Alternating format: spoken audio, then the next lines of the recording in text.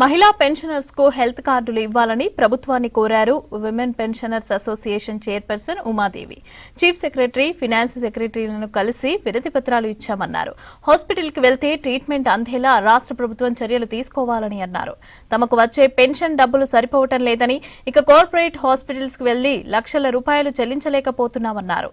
Medical reimbursement కు బదులు health కార్డులు ఇవ్వాలని ప్రభుత్వాన్ని కోరారు విమెన్ పెన్షనర్స్ అసోసియేషన్ సభ్యులు.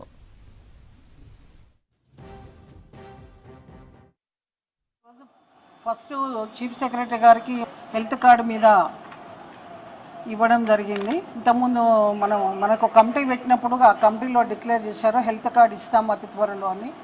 దానికి జీవో ఇష్యూ చేయమని చీఫ్ సెక్రటరీ గారిని కలిసాము.